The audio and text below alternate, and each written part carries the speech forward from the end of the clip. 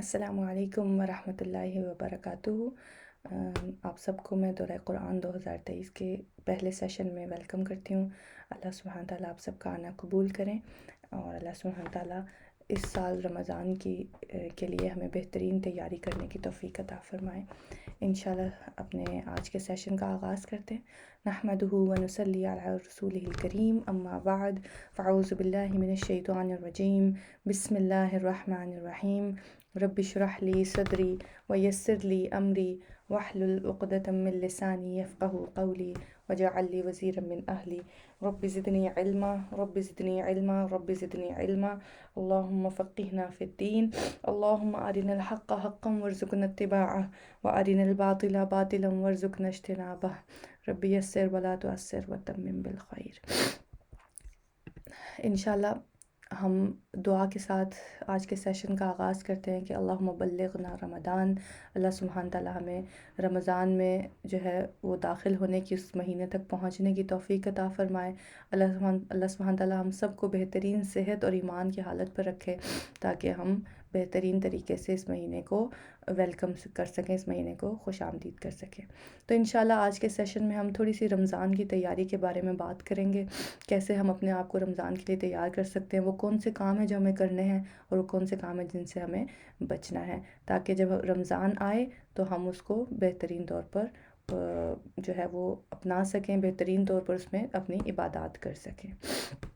سب سے پہلے سورۃ البقرہ آیت نمبر 183 کو دیکھتے ہیں۔ یا ایھا الذین آمنوا کتب علیکم الصیام کما کتب علی الذین من قبلکم۔ اللہ سبحانہ تعالیٰ کیا فرما رہے ہیں یہاں پر؟ اللہ سبحانہ تعالیٰ مجھے اور آپ کو ہماری ایک خصوصیت ایمان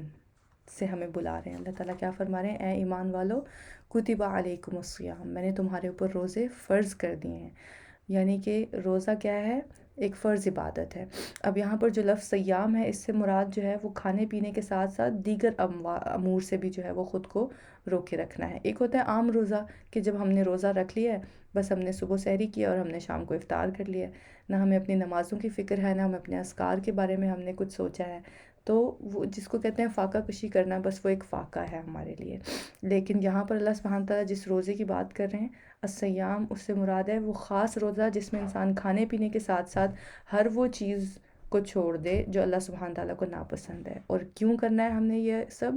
کیا مقصد ہے اس کا؟ لعلکم تتقون، تاکہ تمہارے اندر تقوی آ سکے، تاکہ تم بچ جاؤ، تاکہ تم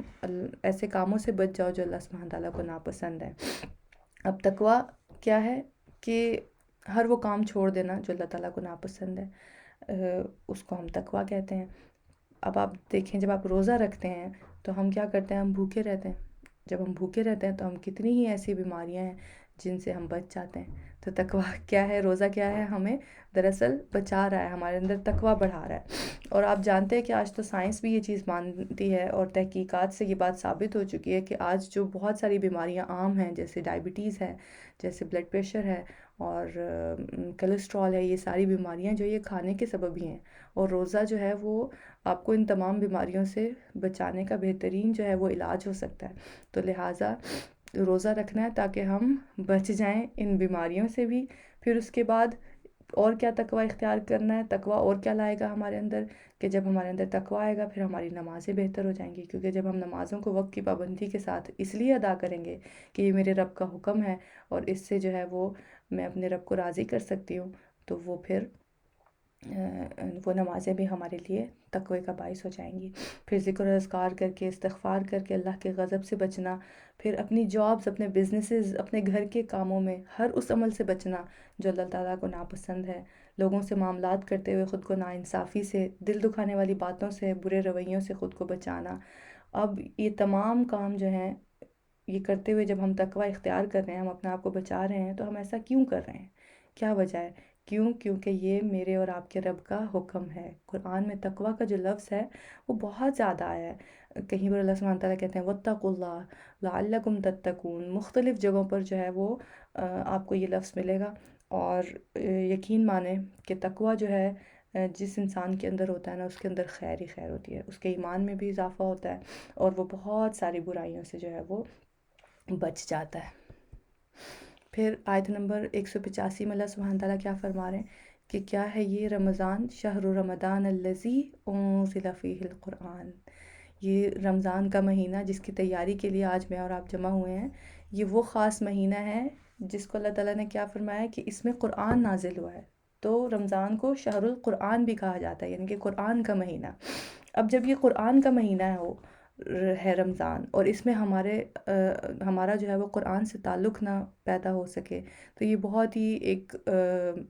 اداسی کی بات بھی ہوگی، اور ایک بہت ہی نامرادی کی بات بھی ہے کہ رمضان کا مہینہ آیا اور ہم اس میں قرآن کے ساتھ اپنے تعلق کو ریوائیو نہیں کر سکے، اپنے تعلق کو مضبوط نہیں کر سکے۔ تو بہت ضروری ہے کہ رمضان میں ہم قرآن کے ساتھ ایک خاص تعلق قائم کریں، جس کے بہت سارے طریقے ہو سکتے ہیں، جیسے آپ دورہ قرآن لے سکتے ہیں، پھر اس کے بعد ناظرہ قرآن پڑھنا، قرآن کی تلاوت کوشش کریں کہ تھوڑی اونچی آواز میں کریں۔ اس کے بعد ہم تراویح جو ہے وہ تراویح کی نماز کے لیے آپ جا سکتے ہیں، اس میں آپ جب قرآن سنتے ہیں تو وہ بھی قرآن سے کیا ہے تعلق قائم کرنے کا بہترین ذریعہ ہو جاتا ہے۔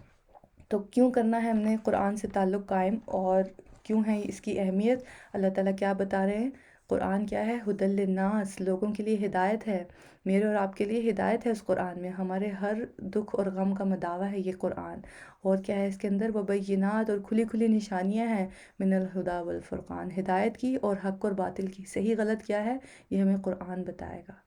ٹھیک ہے؟ پھر اللہ تعالیٰ اور کیا فرما رہے ہیں اس میں؟ فَمَن شَهِدَ مِنکُمُ الشَّهْرَ فَلْيَصُمْ، اب تم میں سے کوئی بھی جو ہے جب اس کو رمضان ملے، وہ رمضان کو پالے، اب اس کو چاہیے کہ وہ روزے رکھے۔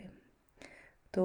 رمضان کا مہینہ جو ہے اس میں روزہ اور قرآن یہ دو بہترین عبادات ہیں۔ اور پھر اللہ تعالیٰ آگے کیا فرما رہے ہیں؟ ایک آسانی بھی اللہ تعالیٰ نے ساتھ ہی ہمیں دے دی کہ پریشان نہ ہو جائیں میرے مومن بندے کہ روزے آ رہے ہیں اور روزے رکھنے پڑیں گے، تو اللہ تعالیٰ فرما رہے ہیں وَمَن كَانَ مَرِيضًا أَوْ عَلَى سَفَرٍ فَعِدَّةٌ مِّنْ أَيَّامٍ أُخَرَ، اب تم میں سے اگر کوئی مریض ہے، کوئی بیمار ہو گیا ہے تو وہ کیا کرے، یا کوئی سفر پر ہے تو وہ کیا کرے، وہ باقی دنوں سے گنتی پوری کر لے۔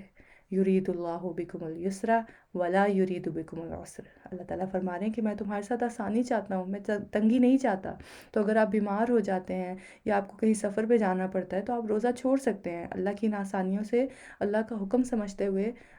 استفادہ حاصل کرنا، فائدہ لینا، یہ کوئی بری بات نہیں ہے، اور اس میں کوئی ہمارے جو ہے وہ ایمان میں، ہمارے تقوی میں کمی نہیں آئے گی، کیونکہ ہم بیسیکلی اللہ کا حکم ہی مان رہے ہوتے ہیں۔ اب جب تم یہ سب کر پاؤ، اب کیا کرو؟ وَلِتُكْمِلُوا الْعِدَّةَ، تم نے اپنے رمضان کے دنوں کی گنتی پوری کر لی، وَلِتُكَبِّرُوا اللَّهَ، اب اللہ کی تکبیر بیان کرو، اللہ کی بڑائی بیان کرو، یعنی کہ عید پر تکبیرات خوب خوب پڑھیں۔ عَلَىٰ مَا هَدَاكُمْ، کس لیے تکبیرات، کس لیے اللہ کی بڑائی؟ کہ اس نے جو ہدایت دی ہے تمہیں، اس نے توفیق دی ہے تمہیں کہ تم روزے رکھ پائے، اس نے تمہیں توفیق دی کہ تم قرآن پڑھ پائے، اس نے تمہیں توفیق دی کہ تم جو ہے وہ اپنے تراویح کے لیے جا پائے۔ تو یہ سارے کاموں کی توفیق مل جانا، ہدایت مل جانا، یہ صرف اللہ سبحانہ تعالیٰ کی جانب سے ہی ہے۔ اور پھر وَلَعَلَّكُمْ تَشْكُرُونَ، اور تاکہ پھر تم شکر ادا کرو کہ اللہ تعالیٰ نے تمہیں رمضان جیسی، اللہ تعالیٰ نے تمہیں قرآن جیسی نعمت عطا کی کہ جس کو پا کر انسان جو ہے وہ اپنے دنیا اور آخرت کے سارے مسائل حل کر سکتا ہے۔ اب انشاءاللہ ہم تھوڑی سی پلاننگ کی بات کر لیں گے کہ کیسے ہم اپنے رمضان کی پلاننگ کر سکتے ہیں۔ جیسے کہ آپ جانتے ہیں کہ کسی بھی کام کو کرنے سے پہلے، خاص طور پر اہم کام کو کرنے سے پہلے پلاننگ کرنا بہت ضروری ہے۔ جب ہم کسی کام کی پلاننگ کرتے ہیں تو ہم کیا کرتے ہیں، وہ کام ہمارے لیے پھر آسان ہو جاتا ہے۔ آپ اس چیز کی مثال ایسے سمجھیں کہ آپ کو کہیں سفر پر جانا ہے، دوسرے شہر یا دوسرے ملک، اور آپ نے اپنا بیگ ہی پیک نہیں کیا اور آپ ایسے ہی چل دیے، تو اب آپ وہاں پہنچیں گے، آپ کو وہاں پہنچ کر کیسی کیسی پریشانیوں کا سامنا کرنا پڑ سکتا ہے، آپ اس کا اندازہ لگا سکتے ہیں۔ تو لہٰذا کسی بھی کام میں ہم جب بغیر پلاننگ کے چلے جاتے ہیں تو وہ کام پھر ہمارے سے اس طرح اتنی اچھائی سے نہیں ہو پاتا ہے جتنی اچھائی سے ہونا چاہیے۔ تو آج ہم انشاءاللہ کچھ کرنے کے کاموں کے بارے میں بات کریں گے کہ کیسے رمضان آنے کے سے پہلے ہمارے پاس صرف 2 ہفتے کا تقریباً ٹائم رہ گیا ہے کہ ہم اپنے تیاری جو ہے وہ کر سکتے ہیں۔ تو نارملی جب ہم رمضان کی تیاری کی بات کرتے ہیں آپس میں، یا اپنے دل میں سوچ رہی ہوں کہ اچھا مجھے رمضان کی تیاری کرنی ہے، رمضان آنے والا ہے، تو سب سے پہلے جو چیزیں میرے ذہن میں آتی ہیں وہ یہی آتی ہیں کہ میں نے گھر کی اچھے سے صفائی کرنی ہے، ایک دم ڈیپ کلیننگ مجھے کرنی ہے، پھر میرے پردے دھونے والے ہیں، میرے کپڑے دھونے والے ہیں، میری بیڈ شیٹس دھلنے والی ہیں، ان سب چیزوں کو بھی میں نے اچھے سے لانڈری اپنی مکمل کر کے ریڈی کر لینا ہے۔ پھر میں نے مینیوز ڈیسائیڈ کرنے ہیں کہ اچھا رمضان میں افطار میں کیا بنے گا، سحری میں کیا بنے گا، کیا چیزیں جو میں نے پہلے سے فریز کر کے رکھنی ہے، کیا میں نے اس وقت بنانی ہے۔ پھر میں نے گروسری شاپنگ کی لسٹ بنانی ہے، اور مجھے کیا کیا شاپنگ کرنی ہے رمضان کے لیے وہ سب مجھے لکھنا ہے، وہ سب کرنا ہے۔ یہ میں نہیں کہہ رہی کہ یہ اچھی بات نہیں ہے کرنا، یہ اچھی بات ہے کہ آپ یہ ساری پلاننگز کر لیں پہلے سے، ورنہ پھر کیا ہوگا کہ جب ہم اپنی عبادات کر رہے ہوں گے تو ہم انہی چیزوں کے بارے میں سوچ رہے ہوں گے۔ دوسری بات یہ بھی ہے اس میں کہ آپ یہ سارے کام اللہ سبحانہ تعالیٰ کی رضا کے لیے اگر آپ کریں گے تو آپ کے یہ سارے کام آپ کے لیے عبادت بن جائیں گے۔ کیسے کہ میں گھر کی صفائی اس لیے کروں کیونکہ اللہ کا حکم ہے کہ صفائی نصف ایمان ہے، تو اس لیے مجھے گھر کی صفائی کرنی ہے۔ پھر لانڈری میں آپ اپنی بھی صفائی کر رہے ہیں اور آپ اپنے گھر والوں کے بھی کپڑے وغیرہ دھو رہے ہیں، تو اس کو بھی آپ نیکی سمجھ کے کیجئے۔ جب آپ کھانا بنا رہے ہیں کچن میں تو آپ اس کو بھی نیکی سمجھیے کہ آپ اللہ کے بندوں کو کھانا کھلا رہے ہیں، تو کتنا ثواب کا کام ہے اللہ کے بندوں کو کھانا کھلانا، ان کا روزہ رکھوانا، ان کے روزے افطار کروانا، تو یہ کوئی معمولی بات نہیں ہے۔ تو لہٰذا یہ کام ضرور کیجئے، ضرور کیجئے، اس کی بھی پلاننگ کیجئے، لیکن اس کے ساتھ ساتھ کچھ اور پلاننگ بھی کرنی ہے۔ وہ کیا ہے کہ جب ہم نے اپنے گھروں کو چمکانا ہے تو پھر ہم نے اپنے دلوں کو اور اپنے دماغوں کو بھی چمکانا ہے، ٹھیک ہے؟ اپنے دلوں کو بھی اندر سے کرید کرید کر وہ تمام برائیاں، وہ تمام منفی خیالات، منفی سوچیں، لوگوں کے بارے میں بغض، حسد، نفرت، تنگ دلی اور بدگمانی، یہ ساری چیزیں بھی سے بھی اپنے دلوں کی ہم نے صفائی کرنی ہے۔ میں مانتی ہوں کہ یہ کام آسان نہیں ہے، یہ کرنا آسان نہیں ہے، کیونکہ آج کل اتنی زیادہ نیگیٹیوٹی ہے ہمارے ارد گرد کہ ہم خود بھی نیگیٹو ہو جاتے ہیں، اور پورے سال تک جب ہمارا وہ تعلق اتنا مضبوط نہیں ہوتا ہے قرآن کے ساتھ، اور عبادات میں بھی اگر ہم جو ہے وہ بس جلدی خانہ پوری کر رہے ہیں، جلدی کر رہے ہیں، تو ظاہر ہے ہم انسان ہیں، ہمارا ایمان جو ہے وہ اس کا وہ لیول نہیں رہتا ہے۔ تو اب رمضان سے پہلے اللہ تعالیٰ نے ہمیں موقع دیا ہے کہ ہم اس کی تجدید کر سکیں، ہم اس کو بہتر کر سکیں، تو اب اس میں بہتری میں کیا کریں؟ اپنے دل کی صفائی کریں، اپنے دل سے ہر وہ بات، ہر وہ چیز جو آپ کو پریشان کرتی ہے اور آپ کو منفی کرتی ہے، اس کو نکالنے کی کوشش کریں۔ اور یہ کام میں اور آپ اکیلے نہیں کر سکتے، کبھی بھی نہیں کر سکتے۔ اس کے لیے ہمیں کیا کرنا ہے؟ ہمیں اللہ سبحانہ تعالیٰ سے دعا کرنی ہے۔ تو دعا کریں، اللہ تعالیٰ سے خوب خوب دعائیں کریں، ہر نماز کے بعد دعا کریں۔ آپ جانتے ہیں کہ قبولیت کے اوقات جو ہے وہ کون کون سے ہیں؟ جب اذان ہوتی ہے اس وقت سے لے کر اور جب تک آپ تکبیر نہیں پڑھتے، آپ اللہ اکبر کہہ کے اپنی نماز شروع نہیں کرتے، آپ دعا کر سکتے ہیں۔ پھر اس کے بعد قرآن کی تلاوت کے بعد دعا قبول ہوتی ہے، بارش کے وقت دعا قبول ہوتی ہے، فرض نماز کے بعد دعا قبول ہوتی ہے۔ ان تمام اوقات کو فائدہ اٹھائیے اور خوب خوب دعائیں کیجئے کہ یا اللہ یہ کمی ہے میرے اندر، یہ خامی ہے۔ کسی دنیا کو نہیں پتہ ہوگا آپ کی اس کمی اور خامی کے بارے میں کہ آپ کی سوچوں میں وہ آ رہی ہے جو، تو آپ کیا کر سکتے ہیں؟ آپ ان چیزوں کو اللہ سبحانہ تعالیٰ کے آگے بیان کر سکتے ہیں کہ یا اللہ یہ کمی ہے میرے اندر، اس کو دور کر دے، تو ہی دور کرنے والا ہے۔ تو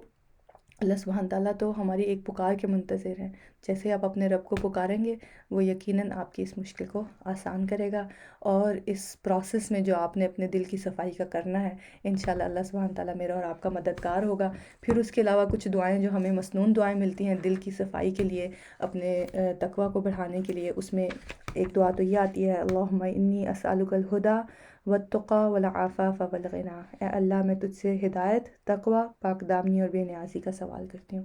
پھر ایک اور ہے اللہم آت نفسی تقواہا وزکیہا انت خیر من زکاہا انت ولیہا و مولاہا، اے اللہ میرے نفس کو اس کا تقویٰ عطا کر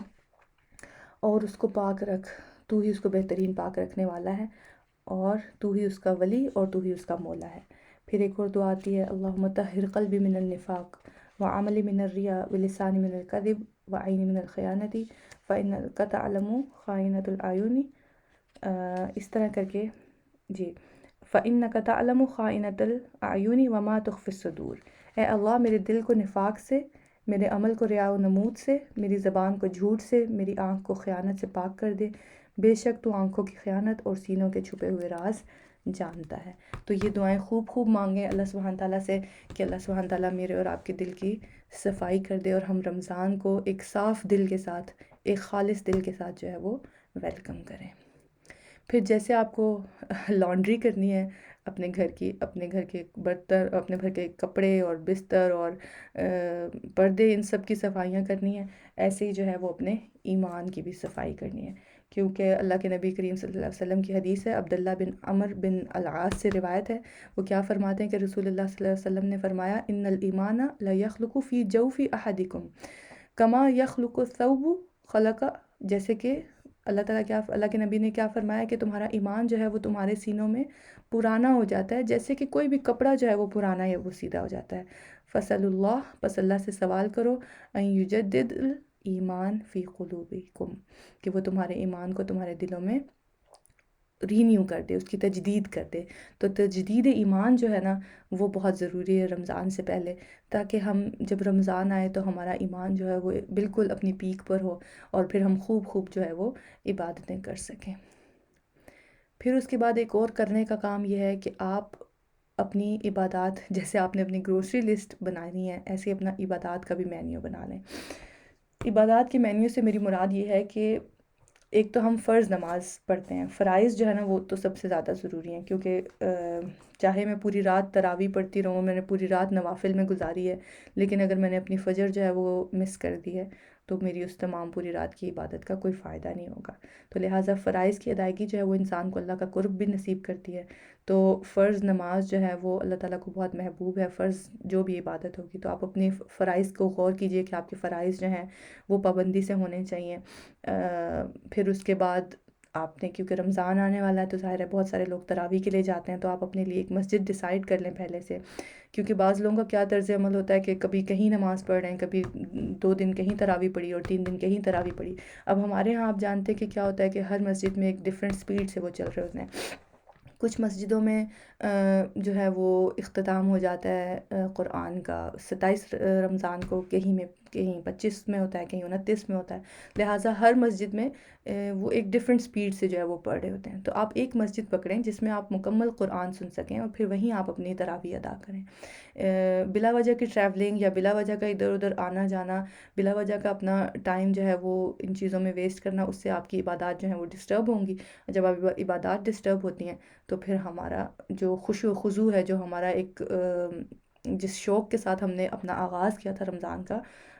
وہ بھی کم ہونے لگتا ہے، اور پھر آہستہ آہستہ ہم ان چیزوں کو چھوڑنے لگتے ہیں. اور آپ نے دیکھا ہوگا کہ مسجدوں میں شروع میں تو بہت رش ہوتا ہے، لیکن آہستہ آہستہ کیا ہے کہ وہ رش کم ہونا شروع ہو جاتا ہے، کیونکہ ہم نے پلاننگ نہیں کی، ہم نے ڈیسائیڈ نہیں کیا پہلے سے کہ ہمیں کون سی عبادات کب کرنی ہے، کیسے کرنی ہے. پھر آپ اذکار جو ہیں، کچھ مسنون اذکار ہمیں ملتے ہیں، تسبیحات ملتی ہیں. اللہ کے نبی صلی اللہ علیہ وسلم نے بتایا ہمیں کہ سبحان اللہ و بحمدہ ہمیں صبح پڑھنی چاہیے. صبح اور عصر کے بعد 100 بار استغفر اللہ و اتوب الیہ، 100 بار صبح اور عصر کے بعد.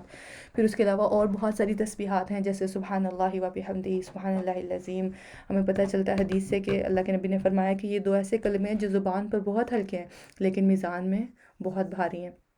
تو ان کو آپ ڈیسائیڈ کر سکتے ہیں اپنے لیے کہ اچھا اس نماز کے بعد میرے پاس ٹائم ہوتا ہے تو میں اس نماز کے بعد یہ اپنا ذکر جو ہے کر سکتا ہوں، اس نماز کے بعد میں لا حول ولا قوت الا باللہ کی تسبیح کر سکتا ہوں. تو اپنے لیے آپ خود پلان کر سکتے ہیں یہ ساری چیزیں پڑھنے کی. استغفار، درود کی کثرت، کہ اچھا میں نے درود جو ہے وہ بہت زیادہ پڑھنا ہے. تو اس طرح کی جو ہیں وہ چیزیں آپ اپنے لیے ڈیسائیڈ کر سکتے ہیں. قرآن پاک کی کتنی تلاوت آپ نے ڈیلی کرنی ہے، آپ رب پارہ پڑھ سکتے ہیں، آپ نصف پڑھ سکتے ہیں، آپ پورا پڑھ سکتے ہیں. جس طرح بھی آپ کی جو پلاننگ ہو رہی ہے، آپ کی روٹین جیسے بھی آپ کو جو ہے وہ الاؤ کرتی ہے، اس حساب سے آپ اپنی پلاننگ کر سکتے ہیں. لیکن بہت ضروری ہے یہ پہلے سے پلاننگ کرنا کہ اچھا کب مجھے کون سی عبادت کرنی ہے. اب جیسے دورہ قرآن انشاءاللہ سٹارٹ ہو گیا ہے تو کل سے ہم اپنے پہلے پارے کا آغاز بھی کریں گے. تو آپ کے پاس ایک ٹائم مل گیا آپ کو کہ اچھا اس ٹائم سے اس ٹائم تک ہم نے دورہ قرآن لینا ہے. اب اپنی باقی چیزوں کا آپ اس کے اراؤنڈ، اپنی نمازوں کے اراؤنڈ پلان کر سکتے ہیں، تو اس سے آپ کے لیے بہت آسانی ہو جائے گی انشاءاللہ. پھر اس کے بعد اپنے آپ کو چھوٹے چھوٹے گول دیں، کیونکہ اللہ کے نبی کریم صلی اللہ علیہ وسلم نے ہمیں بتایا ہے کہ اللہ تعالیٰ کو وہ عمل پسند ہے جو مستقل مزاجی سے کیا جائے، خواہ وہ تھوڑا ہی ہو. ٹھیک ہے، تو بے شک آپ تھوڑا کام کر رہے ہیں لیکن آپ مستقل مزاجی کے ساتھ کر رہے ہیں، آپ روز اس کو کر رہے ہیں، تو انشاءاللہ آپ کو فائدہ دے گا. پھر اس کے بعد بہت بڑے بڑے گول سیٹ کرنے کے بجائے چھوٹے گول سیٹ کریں.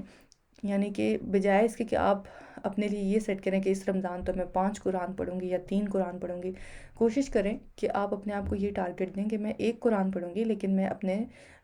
تجوید پر فوکس کروں گی، میں اپنے تلفظ پہ فوکس کروں گی، میں کوشش کروں گی میری غلطیاں نہ ہوں. ٹھیک ہے، کیونکہ جب ہم تیز پڑھتے ہیں نا تو پھر اس میں ہماری غلطیاں بھی بہت سارے ہونے کے امکانات ہوتے ہیں. تو جب غلطیاں زیادہ ہوتی ہیں تو پھر ظاہر ہے اس چیز کا وہ اجر و ثواب اتنا نہیں رہتا ہے. تو چھوٹے گول سیٹ کریں تاکہ وہ اچیویبل بھی ہوں، آپ ان کو کر بھی سکیں. پھر اس کے بعد جو اگلا کرنے کا کام ہے رمضان آنے سے پہلے، وہ ہے اپنے ایمان کے اوپر کام کرنا. جب ہم اپنے ایمان کے اوپر کام کریں گے جب ہم اس کی تجدید کریں گے، جب ہم اس کو واپس جو ہے وہ اوپر کی طرف لے کر آئیں گے، تو انشاءاللہ ہمارے لیے رمضان کی جتنی بھی عبادات ہیں، جتنی بھی کرنے کے کام ہیں، وہ ہمارے لیے آسان ہو جائیں گے۔ اب اس میں جو کرنے کا کام ہے ایمان کو مضبوط کرنے کے لیے، وہ سب سے پہلے ہے ارادہ۔ سب سے پہلے میں اور آپ اپنے لیے یہ ڈیسائیڈ کریں کہ ہاں جی مجھے اپنے ایمان پر کام کرنا ہے، میرا ایمان کمزور ہو گیا ہے۔ پورا سال ہم دنیا کی بھاگ دوڑ میں لگے رہتے ہیں، اور ہم بس عبادات بھی جو ہے وہ ایک خانہ پوری سمجھ کے کر رہے ہوتے ہیں کہ ہم نے پڑھنی ہے نماز، فار دا سیک آف نماز تو ہم پڑھ لیتے ہیں، تو وہ اس میں خشوع و خضوع کی بھی کمی آ جاتی ہے، جس کی وجہ سے ہمارے ایمان کا جو لیول ہے وہ تھوڑا ڈاؤن ہونے لگتا ہے۔ تو اب اس کے لیے سب سے پہلے تو مجھے ارادہ کرنا ہے کہ ہاں مجھے اپنے ایمان پر کام کرنا ہے۔ اب میں نے ارادہ بھی کر لیا اور میں نے فیصلہ بھی کر لیا، لیکن کیا ہے، ابھی دعا تو کی نہیں میں نے، تو اب اس کے لیے پھر میں نے دعا کرنی ہے۔ تو مجھے خوب اللہ تعالیٰ سے دعائیں کرنی ہے، میں اور آپ، ہم انشاءاللہ اپنی، جیسے میں نے ابھی پہلے دعاؤں کے اوقات کا ذکر کیا، ان اوقات میں خاص طور پر یہ دعائیں اپنے لیے کریں کہ اللہ تعالیٰ آپ مجھے اور آپ کو جو ہے وہ اپنے اس فیصلے پر، جو میں نے یہ فیصلہ کیا ہے کہ میں اپنے ایمان کو مضبوط کروں گی، میں اپنے رمضان کی تیاری میں جو کام جن کو کرنے کا میں نے فیصلہ کیا ہے، اللہ تعالیٰ اس کے لیے مجھے ہمت اور طاقت دے۔ یہ طاقت اللہ تعالیٰ سے میں اور آپ مانگیں گے انشاءاللہ، کیونکہ اللہ، میں نے پہلے بھی ذکر کیا کہ اللہ سبحانہ تعالیٰ ہماری صرف ایک پکار کا منتظر ہے، وہ تو ہمیں دینے کے لیے بیٹھا ہے، لیکن کیا ہم مانگنا چاہتے ہیں؟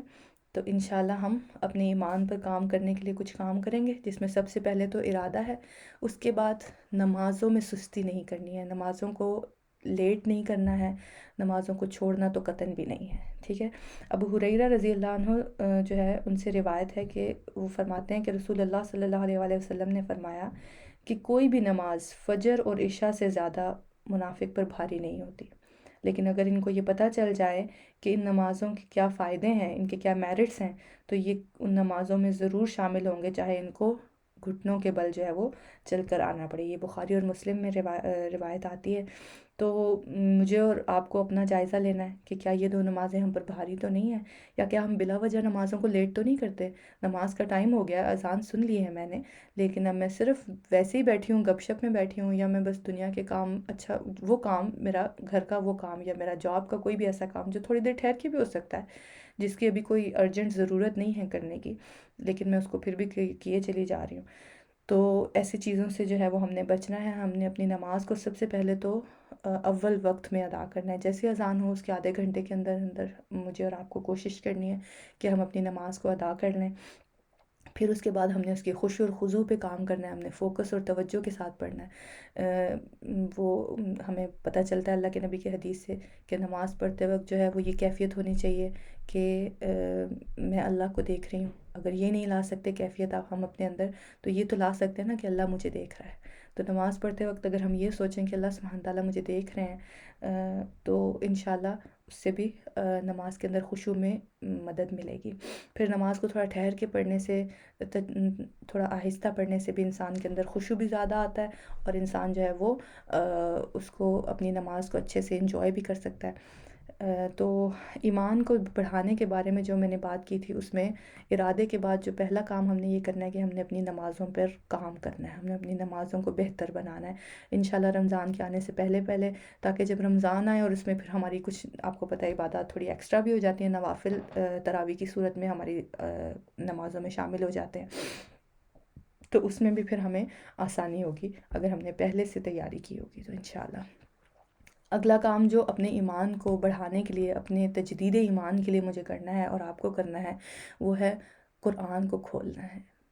قرآن کو کھولنا ہے اور دیکھنا ہے کہ میرا رب کیا کہہ رہا ہے مجھ سے، وہ کیا فرما رہا ہے مجھ سے، وہ کیا چاہتا ہے مجھ سے، کتنی پیاری پیاری باتیں کر رکھی ہیں اس نے اس قرآن میں مجھ سے، اور میں ہوں کہ میں اسے کھول کر ہی نہیں دیکھتی، ٹھیک ہے۔ تو اس کے لیے بہترین الحمدللہ آپ کے پاس موقع ہے دورہ قرآن کی صورت میں، روز انشاءاللہ ہم ایک پارہ لفظی ترجمے کے ساتھ مکمل کریں گے، تو انشاءاللہ آپ ضرور جو ہے وہ اس کو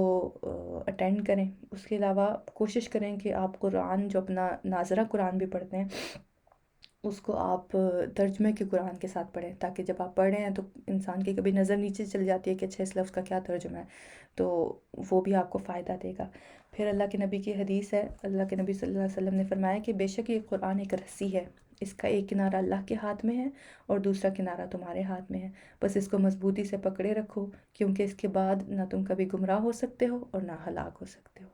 اب آپ یہ دیکھیے کہ کس کی گارنٹی ہے یہاں پر، اللہ کے نبی کریم صلی اللہ علیہ وسلم کی، کہ گمراہی نہیں ہے تمہارے لیے، ہلاکت نہیں ہے تمہارے لیے، کب؟ اگر تم نے قرآن کو مضبوطی سے پکڑ لیا۔ تو اس کو امیجن کریں کہ قرآن کیا ہے، ایک وہ ذریعہ ہے جو آپ کو اللہ سے جوڑ رہا ہے، کیونکہ اس میں اللہ کے الفاظ ہیں، اللہ تعالیٰ کا کلام ہے یہ۔ تو انشاءاللہ ہمارے ایمان پہ جب ہم نے کام کرنا ہے تو ہم نے قرآن سے اپنا ایک مضبوط تعلق بنانا ہے، تاکہ ہمارے ایمان میں اضافہ ہو۔ اس کے بعد اگلا کرنے کا کام ہے ریلیجیس جو نیک لوگ ہیں، مذہبی لوگ ہیں، یا جو علماء ہیں، اگر آپ کو موقع ملے تو آپ ان کی صحبت ضرور اختیار کریں۔ جیسے کہ آپ جانتے ہیں اللہ کے نبی نے فرمایا کہ انسان جو ہے وہ اپنے دوست کے دین پر ہوتا ہے، تو جیسی آپ کی صحبت ہوگی ویسے ہی آپ کا عمل ہوگا، آپ نہ چاہتے ہوئے بھی وہ عادات انسان کے اندر آ جاتی ہیں جو اس کے دوست کے اندر ہوتی ہیں، ٹھیک ہے؟ تو بہت ضروری ہے کہ انسان بہت دھیان سے، بہت توجہ سے دوست چنے، کہیں میرا دوست جو ہے اس سے میرے اندر بہت زیادہ نیگیٹیوٹی تو نہیں آ رہی، کہیں میں ہر وقت جو ہے وہ بس لوگوں کے بارے میں بدگمانی اور منفی خیالات تو نہیں رکھتی، کہیں ہم جب میں اپنے دوست سے ملتی ہوں تو ہم باتیں کیا کرتے ہیں، ٹھیک ہے؟ تو ان چیزوں کو تھوڑا سا نوٹ کریں، سوچیں، اور پھر کوشش کریں کہ جیسے دورہ قرآن میں آپ ماشاءاللہ شامل ہونے والے ہیں، اس کے علاوہ کہیں آپ کو کہیں دروس پر جانے کا موقع ملے یا کسی لیکچر کو سننے کا موقع ملے تو ضرور اس کو اٹینڈ کریں، کیونکہ علماء کی صحبت جو ہے وہ بہت اچھی صحبت ہے اور بہت اچھا ذریعہ ہے انسان کے ایمان کو بڑھانے کا۔ کسی نہ کسی کلاس سے اپنے آپ کو ضرور اٹیچ رکھا کریں اس کے رمضان کے علاوہ بھی، تاکہ انسان جو ہے وہ یہ جو منفی سوچ ہمارے اندر آ جاتی ہے اس سے بچ سکے۔ اور ایک اور بہت آسان ذریعہ ہے، میرے اور آپ کے پاس، ہم سب کے پاس آج کل موبائل فون ہے، تو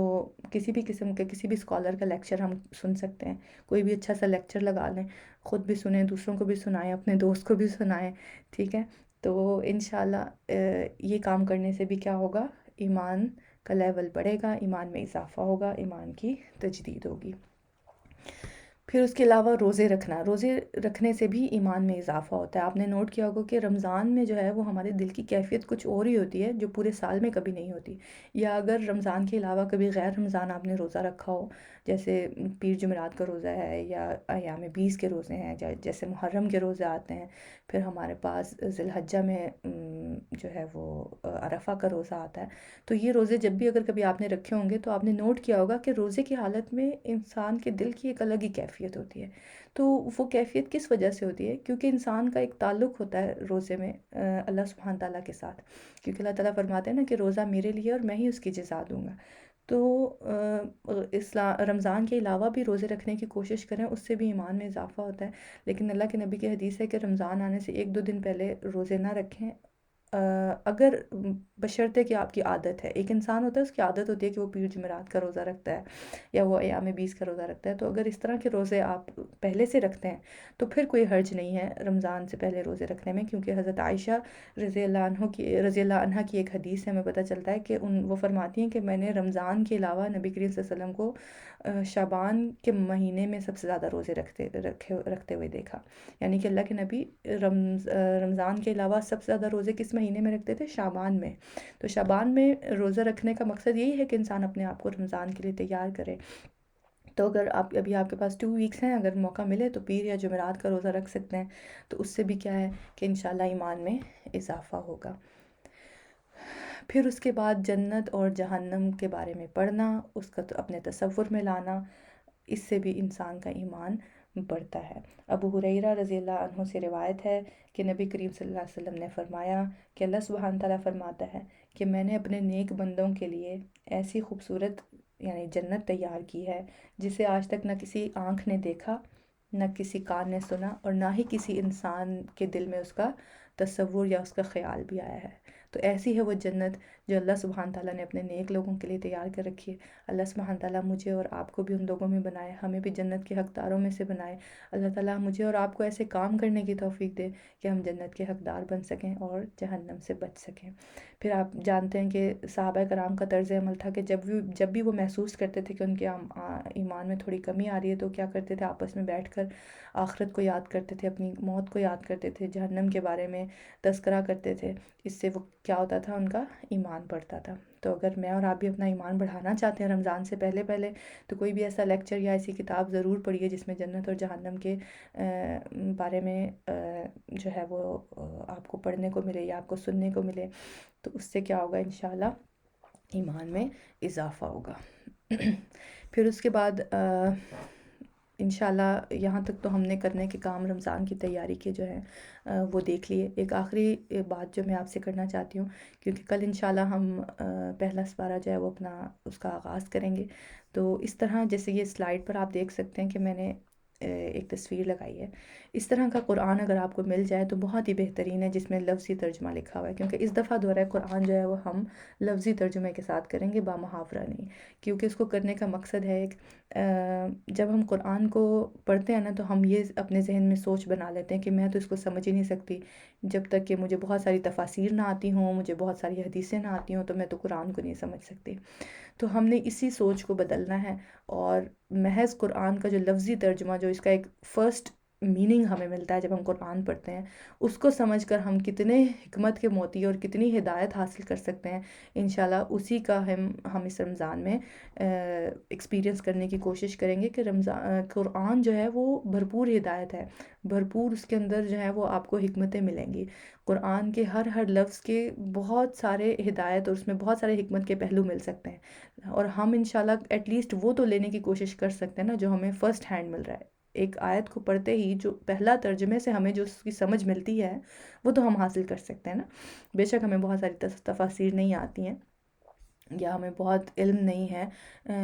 کہ کیسے ہم قرآن کا معنی اخذ کریں، اس کا روٹ ورڈ کیا ہے، اس کا گرامر کیا ہے،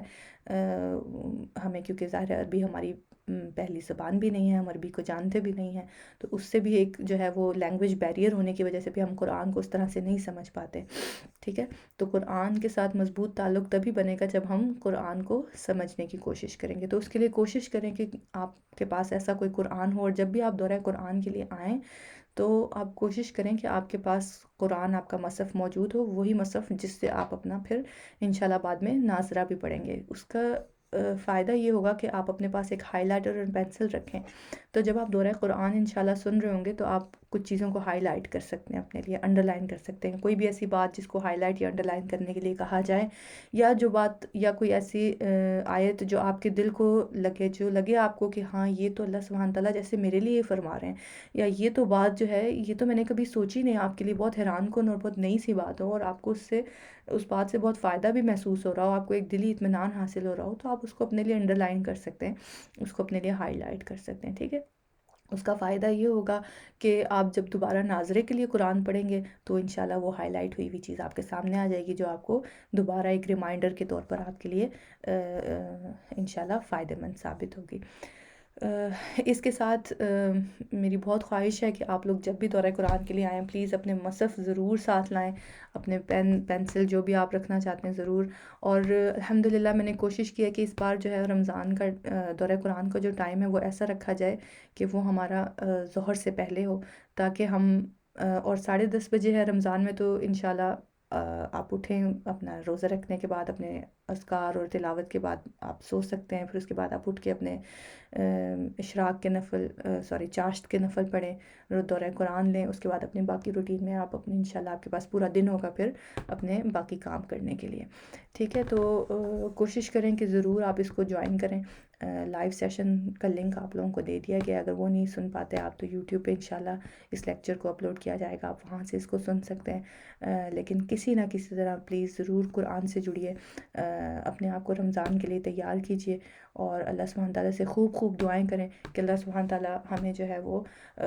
اس رمضان اس کی عبادت کا حق ادا کرنے کی توفیق عطا فرمائے۔ حق تو یہ ہے کہ حق ادا نہ ہوا وہ کبھی ادا نہیں ہو سکتا، لیکن ہم اس کے لیے اپنی جو بیسٹ کوشش ہو سکتی ہے، اپنی جو بیسٹ اپنا ہم 100% تو دینے کی کوشش کر سکتے ہیں۔ کوشش ہی ہم سے جو ہے وہ مطلوب ہے، باقی اللہ سبحانہ تعالیٰ ہماری تمام کوششوں کو قبول کرے۔ انشاءاللہ اس کے ساتھ ہی آج کے سیشن کا ہم اختتام کرتے ہیں۔ آپ لوگوں سے کل ملاقات ہوگی انشاءاللہ پہلے سپارے کے ساتھ۔ اپنا خیال رکھیے۔ السلام علیکم ورحمۃ اللہ وبرکاتہ۔